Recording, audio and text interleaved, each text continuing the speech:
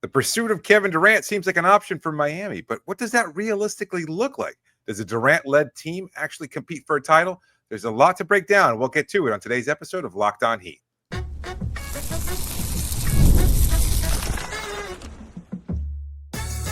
You are Locked On Heat, your daily Miami Heat podcast, part of the Locked On Podcast Network, your team every day. All right, welcome to Locked On Heat, your daily podcast on the Miami Heat. Whether you're tuning in on YouTube or on your favorite podcast app, thanks for making Locked On Heat your first listen every day. I'm Wes Goldberg here with David Ramil. Both of us are credentialed Heat media members who cover this team every day.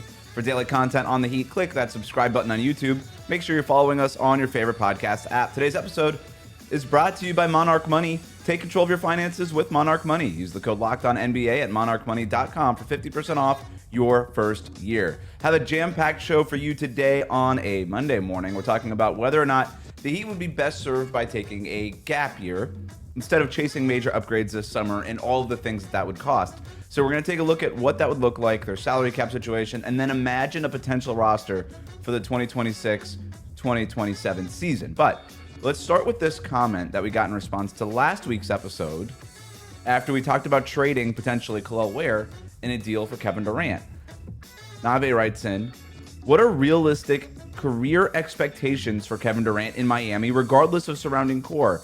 Averages, games played, points per game, rebounds per game, assists per game, Eastern Conference Finals, a finals appearance.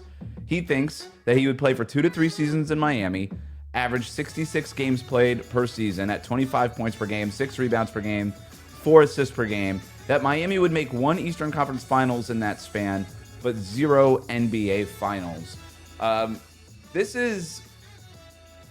is mostly the pushback that we get when we talk about Kevin Durant. If there is a pushback, some people are totally on board. Some people don't think that going for Kevin Durant is worth it because he's 36 years old, because, hey, the Heat aren't a Kevin Durant away from being a legit contender, so why bother doing it? That tends to be the pushback from people who are against the idea of acquiring Kevin Durant.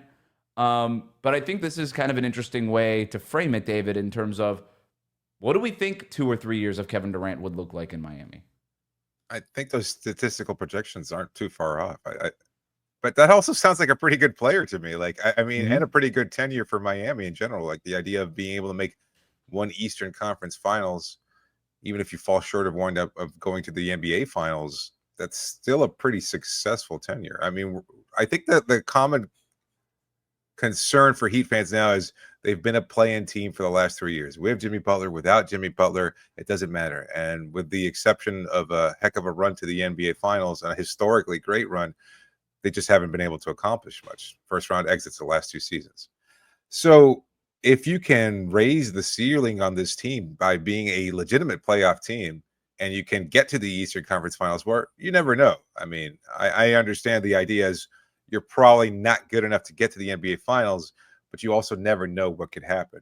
And you never wish injury on another team or anything like that, but sometimes things just break right. And if that's the case, you can make another NBA Finals run. And if that's the case, I think acquiring Kevin Durant makes a lot of sense. I just think that that's the kind of successful window that any front office would kill for. I saw something on social media, I can't recall exactly where, and the number of teams, I guess with the start of the NBA Finals, the number of teams and the gap between when they've made the NBA Finals. Like, there are some franchises that have never gone to the NBA Finals. And the fact that Miami has had the success that they've had quantifies them completely as a very successful franchise. And if you can get to that point, to that pinnacle, I think it's a pursuit worth making.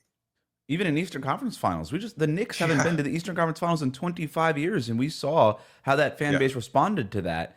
And Heat fans are a little spoiled in this way. Absolutely. They 100% are. And I just want to, like, even the notion of don't do this thing because it doesn't make you a favorite to win a championship. Like, that kind of seems like a really lousy way to judge roster moves or not, and whether or not they're worth making. Did the Pacers think that just by acquiring Pascal Siakam made them the favorites in the Eastern Conference? No. It made them better. Right. And I just don't know the front office that says, oh, well, this doesn't make us a championship contender, so why even bother doing it? That's for Danny Ainge and the Utah Jazz. It's like, oh, Donovan Mitchell and Rudy Gobert aren't good enough. Let's just trade them and then just suck for 5 years and put our fan base through that instead. Okay, you want to do that? Fine. You want to do that? Like, we can have that conversation about whether or not Miami should tank. But if you're not going to go make a trade for somebody like Kevin Durant or acquire Kevin Durant or whatever, Durant, XYZ superstar, whatever it is, because you don't think that that's going to make you the favorites in the Eastern Conference, then you should just trade Bam and Tyler Hero and fire Spo and do the whole and just rebuild the whole thing, because I don't really understand the point otherwise of what we're even doing here. It just seems like a really lousy way to judge roster moves. There is value in just getting better. We're in year 13 of Philadelphia's process. Right. How successful has that been? Like, I get it. And the idea of making a major roster shakeup, the idea of completely tearing things down, I guess makes sense. And yes, it did lead to an MVP campaign for Joel Embiid, but not much else. And they've sunk all this money now into Paul George. They've sunk all this money into Embiid, and they don't know what his future, their respective futures are going to be like. I mean, they've gone through James Harden. They've gone through all these other players that have been there in and out during this last 13 years, not to mention Jimmy Butler. You look at what that team's accomplished, and it's not much. And it certainly doesn't stack up against what Miami's accomplished. And It's so nothing. They've accomplished nothing. The idea of tearing things down doesn't work. I mean, Oklahoma Well, I'm not. City. I want to be clear. I'm not anti-tanking, but I'm just saying, if you're gonna say, hey, don't bother trading for this player because it doesn't make you a contender in the Eastern Conference, then I say, then just tank. Because right now you're a play-in team. To your point, David, right now you're just been. Is there not value in adding Kevin Durant and being a top 4 or 5 seed in the Eastern Conference? And maybe there are some Heat fans who say, no, there is no value in that. Championship or bust. Okay, fine. That's how you want to. That's how you want to consume the NBA for your entire life. Okay, that's up to you. I'm just saying, imagine how much more fun it would be if we didn't have to watch a team struggle to be 500, actually put up points. And you and I have had this conversation. I don't know if it was privately or publicly, but just the joy of watching an all-time great such as Kevin Durant and just having that both in Miami. I mean, it would just be cool. Is that okay analysis? Like, hey, that's pretty cool. I get this feeling that even just in the responses we've gotten, even with episodes that have absolutely nothing to do with Durant, like the notion of acquiring Durant is something that is anathema to a lot of the fan base. And I just get the feeling that maybe they haven't watched Kevin Durant. Like, saying he's washed is so completely erroneous considering the number of games that he played last year. And as you pointed out a number of times, the very likelihood that he was shut down because Phoenix wasn't going to accomplish anything. And so there was no reason to trot him back out onto that court. He did incur a minor injury towards the end of the season, but he probably could have played games had they been in a playoff race and had they been in a legitimate contention spot. But that was not the case for that team. So they shut him down, and he still put up really, really good numbers, like better numbers than any Heat players had. I think you pointed this out, since Dwayne Wade. Like, I mean, that's a long gap. Can I just point something out? Yeah. To your point, those averages that were projected by this in this comment, 25 points per game, 6 rebounds per game, 4 assists per game. That would be Kevin Durant's worst season since his rookie year. Those are the kinds of numbers he is still putting up. 27 points per game, 6 rebounds, and 4.5 assists last year. 27 points, 6.5 rebounds, 5 assists the year before that. This guy routinely averages almost a steal and more than a block per game. Yeah. I don't want to hear about the injury concerns since he came back from the Achilles tear and played a full seasons, 75 games and 62 games last year. Like, this guy plays basketball games. He's healthy. Watching the Suns, I watched a lot of the Suns because we watch a lot of the NBA, and the Suns were one of the more interesting teams in the league for whatever reason this past year.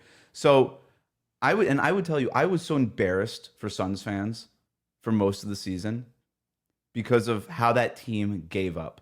But you know who never gave up was Kevin Durant.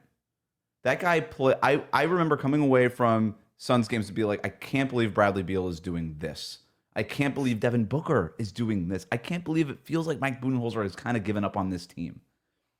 Kevin Durant never gave up. That guy played so hard every single night.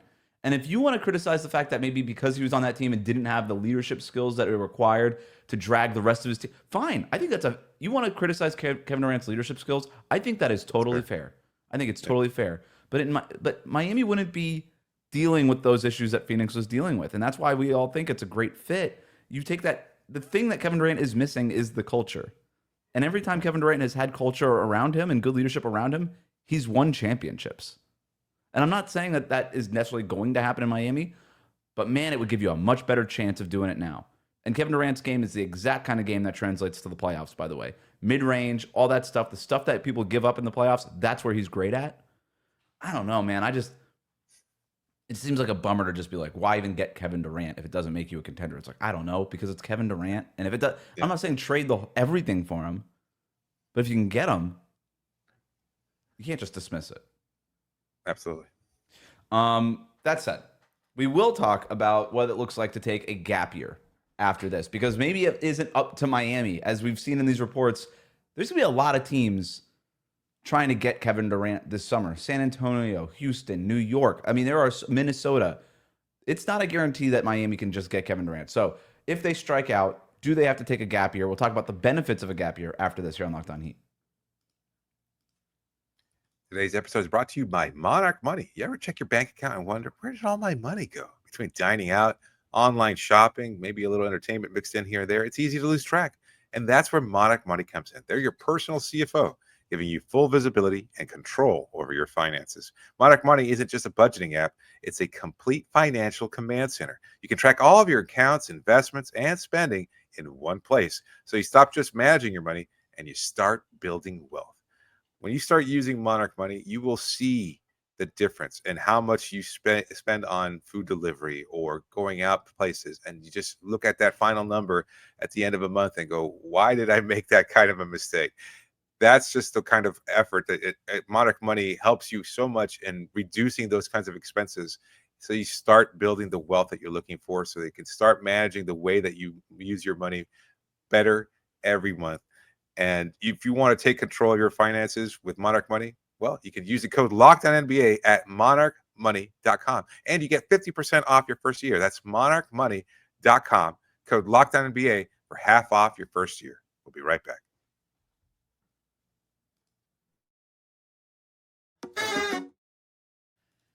Thanks for making Locked On Heat your first listen every day. Make sure you hit that subscribe button on YouTube. Follow us on your favorite podcast app.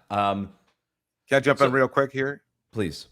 The report from John Gambodero. I don't know if I'm pronouncing that name correctly. The Phoenix-based reporter. Mm-hmm. You make of anything of that the Spurs or the team that Kevin Durant is thinking of winding up in, or that he confirmed to somebody close? I mean, it just seems like such a loosely based report on a little bit of nothing. But if he was asked what team he's going to be playing for next year, and he said Spurs, kind of just an off-the-cuff comment. You buy it? It's a weird report, isn't it? It's like Durant told somebody near him in a conversation, where do you think you're going to play? San Antonio. I don't know. It's a weird report. Do you think the Spurs are looking to make that kind of move? I mean, again, we're arguing this, and at the same time, it seems like they're on a different timeline. Do they really want to acquire a player like Kevin Durant right now? Because they made the De'Aaron Fox trade. Yeah. And that's not a win now move, but it is, speeding up the timeline there around Wemby. Sure. So I guess if you've already done that, you might as well just say, all right, might as well. I think they should, for the record. You've got Wembanyama on a rookie scale contract, who's already one of the best 15 players in the league. Yeah. At minimum. Like, you might as well just go for it. I mean, it's like having Dwayne Wade in his second year. It's like, oh, this guy's ready to go. All right, let's go get Shaq. Let's go for this thing. While this guy's still on a cheap contract, you can kind of do the what the Eagles did around Hurts for those couple of years, where he was on his rookie contract as a quarterback, and they're like, okay, this guy's like good enough. Let's just load up the roster. And I'm surprised more NBA teams don't do it. Yeah. When they have somebody like Wembanyama. I guess it's just because guys like Wembanyama don't come around as often. But even like LUKA, those early days in Dallas and stuff, and whatever. But I buy that there's going to be a lot of teams looking to get Kevin Durant. And if San Antonio is interested in it, I don't know if that's their plan A. If you're the Spurs, like, are they interested in Giannis? That's the part that is really hard to untangle here. Yeah. Right? It's what happens with Giannis in that first domino, and then where does Durant fall into that, and what's left after the Giannis move, if there is a Giannis move. And if there is no, and if Giannis just says, you know what, I'm going to give Milwaukee another chance for another year, that crowds the competition for Kevin Durant quite a bit, I would think. So yeah, it's absolutely. tough. And that could lead to a situation where Miami doesn't get Kevin Durant or a star player this summer. And I do think the idea of a gap year, I think we need to explore that a little bit more, because it's definitely a possibility. I don't even know if it's necessarily a bad thing. So one of the sticking points about Kevin Durant, and I said this last week, was after we just did a whole segment on this is why you should trade for Kevin Durant. If you don't want to trade Kel'el Ware for Kevin Durant, I get it. I don't think that that's an easy. I think there's some people that would say, Kel'el Ware who? Trade him for Kevin Durant. It doesn't matter. I think that's a tougher decision than those people give it credit for. If you're anti-trading Kel'el Ware for Kevin Durant, I totally get it. But what if I told you there was a world, to go for 30 for 30 here, what if I told you that the Heat didn't have to trade Kel'el Ware to get Kevin Durant? Now, obviously, they could maybe perhaps even do that this summer if they're able to negotiate another deal that doesn't include Ware. But Phoenix is going to ask for Kel'el Ware, and they have two legs to stand on when it comes to that. But Kevin Durant can also be a free agent next summer. And if you're Miami, would it make more sense to just eat this year, focus on the development of guys like Kel'el Ware, Jaime Jaquez Jr. in his third year, Nikola Jovic in the last year of his rookie contract, sneakily up for a contract extension that we talked about last week in a bonus episode. All that stuff, develop, bring back Davion Mitchell, just figure out what this team is. Take another year post Jimmy Butler, just figure out what it is, and then go into next summer with cap space, with all your young guys, and perhaps an opportunity to go ahead and just sign Kevin Durant outright as a free agent, or even just somebody else, right? Like, you're going to have that cap space. I think there's a lot of benefits to a gap year that we haven't really talked about here, and there's even more than I haven't even gotten to here that I think we can get to in this conversation. I think it sounds like a good plan. I just think that we've seen too often throughout NBA history where front office has taken that chance and tried to get that gap year, and you wind up not accomplishing what you think you're going to accomplish. And that being the case, there's no guarantee. I think, jokingly, we've heard the fan base talk about this for a while, and we've even referred to this ourselves during various episodes, but you don't have a Dwayne Wade. As good as Bam is as a recruiter, I don't know that Bam is sealing the deal necessarily in terms of being able to assure that player X definitely wants to come to Miami. And can Miami just afford to wait a year, retain what players they have, and then wind up not acquiring that superstar anyway, where they're basically just, by tying themselves to these young players, not going to accomplish nearly as much? Because I love all the players on this roster, but I also think that almost all of them have very limited ceilings. I'm not a believer that any of them on this roster is going to be a superstar. I don't know that for certain.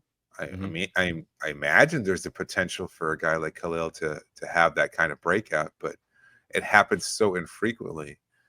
And I don't know if that's by virtue of just this being the wrong team for him or the wrong fit, or maybe he just never reaches that point because of whatever different things. And that's okay. Like, there are very few superstars on this team, but banking on one being on your roster already at age 20 seems a little ridiculous to me. And so to the idea of a gap year in order to kind of increase your chances of acquiring a superstar sounds great on paper, but I'd almost rather just swing for the sure thing right now. Like, it might not be a home run, but if you can guarantee me a double, maybe it's just my lack of being a gambler. I don't know. Maybe I just don't take those kinds of risks. You could swing for the fences and you can wind up striking out as a result. Or you could guarantee me a double or a triple with getting Kevin Durant for the next 3 seasons. I'd rather do that. I think that's the right way to go, and I think that's how front offices would look at it. It's, we have a chance to go get this guy. Let's go get this guy. Because here's the other part of this. If he gets traded somewhere else, he could just sign that extension, and then he's not a free agent anymore. Yeah. And then if you're Miami, you'd still have the cap space. There are going to be some free agents next year, but to your point, David, you might not get that superstar free agent. And just, a list of free agents, you know what, I'm going to put a pin in that part of it. But I think in terms of the benefits of a gap year, you would be looking at maintaining cap space, building on this roster, figuring out, learning more about what it is. Again, post Jimmy Butler, what really is this roster? Get out of the hangover and the drama and the chaos of that season. Sure. What's our actual baseline? Because you and I agree last year was not reflective of how the quality of that team. We think that team was better. I don't know. We don't think that it was a playoff, like a contending team, but we think it was better than 10 games under 500. And I guess we would get to learn that. And the other part about this too is Miami has their own pick. So if your team tank, to go back to what we were talking about earlier, that would be the way to go is, hey, just kind of, what if you're in the lottery again? What if you're in the lottery this time rather, and you get your own pick, or whatever. Maybe you just slide for a year and get that pick in the top 10 somewhere in a loaded draft class in 2026. People like that this class coming up, maybe even more than the class that we're currently dealing with, and you add that pick, a potential top 10 hit pick with cap space. With Bam at 28 years old at that point, Tyler at 26 years old at that point. I don't know. I think that's at least interesting if we're talking about the benefits and why you might want to go that route, and without having to give up anything, right? Because if you trade for Durant, it's going to cost you draft picks, plus Kel'el Ware, plus all this stuff. And so that's why I do understand people are saying, like, but depending on the cost, I don't know about Durant, because you're giving up so much of your assets that it kind of just limits you to being whatever it is. Whereas if you wait a year, whether it's Durant or somebody else, somebody's got to be a free agent. Maybe you could just fill out the roster and hope that with this first round pick, maybe that's the guy who becomes the star going forward. But to your point, that's a lot of hoping and wishing. Yeah. I don't know. I mean, I could see it. I don't know who's on the roster that makes wanting to join this team the right pursuit for them, like the right option. And I mean, again, going back to 2010, says LeBron joined his team if Dwayne Wade's not on it. And I mean, we're talking about a top 3 player in the league at this point in time. And Dwayne, like, he was an MVP candidate. Shaq, it's like, I'm an MVP candidate. If Dwayne Wade's on it. I mean, yeah, you're right. So it all depends. I mean, like, I love the idea of the gap year, and I know we keep waffling here, or at least I do, in that sense, because the gap year sounds like a great idea, and yet it almost seems so unlikely that you're going to be able to take that step. If that plan comes to fruition, let me quantify it this way: if that plan comes to fruition, you take the gap year and you keep all the young players, you keep the draft, the salary cap space, you keep the picks, everything else, and then you wind up getting that superstar anyway. Of course, that's the better move. But that doesn't seem possible. It just doesn't seem likely that superstar players just don't hit free agency anymore. That's the biggest thing. The days of LeBron and the decision in 2010, that doesn't happen. LeBron signs the extension before he hits free agency now. Or these players get traded to the place they want to go before they hit free agency now. Yeah. In a way, as we keep pointing to the collective bargaining agreement changing, everything about the league and how they operate now, the decision did the same thing. Nobody thought your homegrown superstar was just going to take off, especially the homegrown superstar of all homegrown superstars. Like, we're talking about the kid from Akron, growing up there, making finals runs, doing everything he could, and then being like, sorry, I'm out. Right. And that changed the trajectory, the way that teams operate. It completely changed the dynamic of the league and how front offices view players. And so that's why those changes were made. That's why they wanted to prevent homegrown drafted players to be specific about it too. I mean, because of players get more money if they just sign extensions as opposed to go to free agency. They would lose money, and that's what you're referring to there. But that said, there are going to be some free agents next year. We'll imagine what a roster for the 2026-2027 season could look like if the Heat maintain their cap space, take this gap year. After this, we'll talk about it next year on Locked On Heat. Today's episode is brought to you by Dash Pass. NBA fans, you know what time it is. It's finals, baby. Playoffs, big performances, and even bigger rewards. DoorDash is bringing the Heat with a slam dunk deal for Dash Pass members during the 2025 NBA Finals. It's called They Smoosh, You Score. Anytime a player drops 50 or more points in a playoff game, Dash Pass members score 3 a free 3-piece crispy tender combo from Wingstop the very next day. Just place an order of $20 or more and use the code Wingstop50 at checkout, and that combo is yours. Crispy, delicious, and totally free. Offer valid noon to midnight. When you're watching the game, when you're watching the NBA Finals, you want to get a little food. You want to have a nice, maybe a get-together for you and your friends. You want to watch the biggest moments there. So far, the finals have been really exciting, despite OKC walloping Indiana in game 2. I expect the Pacers to even things out in game 3. And if that's the case, you want to order maybe wings, maybe pizza, maybe some burgers from your local pub. Who knows? There's so many different options. And imagine somebody goes off for 50 points. So here's the play. You sign up for Dash Pass and unlock this and more exclusive deals all season long when any player scores 50 plus points dollar order and the code Wingstop50. That's Dash Pass, your door to more savings, more flavor, and more ways to win. Terms do apply. We'll be right back. So here's what it would look like. Let's build the specifics, or let's get into the specifics as we build and imagine a team for the 2026-2027 season. First thing, Terry Rozier off the books. That's a big deal. Andrew Wiggins has a player option. I'd expect he probably opts out to sign a long-term contract. It's at $30 million next year. He could get something at least close to that, if not surpassing it as a free agent. So he probably opts out, tries to get a long-term deal. So let's say Rozier and Wiggins are both off the books. Miami would have the ability to open up $40 million of cap space-ish. Aside from besides Kevin Durant, other guys who could be free agents potentially in 2026. TRAE Young, LUKA Doncic, Kyrie Irving, Julius Randle, Jaren Jackson Jr. Now again, those guys are set to be free agents next summer right now. Chances are that all of them sign an extension. But it'll be like, watch LUKA, right? Like, what's going to happen there with the Lakers? Does he say, you know what? I just kind of got here. Let me give it another year. TRAE Young. I don't know what the Hawks' plan is for TRAE Young. If Phoenix decides to trade Kevin Durant to somewhere he does not want to be, maybe he does say, you know what? Thanks for trading me to Minnesota, I guess, but I'm going to be a free agent in 2026. I'm going to give this a year before I commit. These things are possible.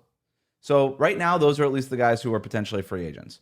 Miami would have, assuming that they re-sign Davion Mitchell, Davion Mitchell, Tyler Hero, Bam Adebayo, Kel'el Ware, Jaime Jaquez Jr., Nikola Jovic, assuming that he's brought back in some way, shape, or form.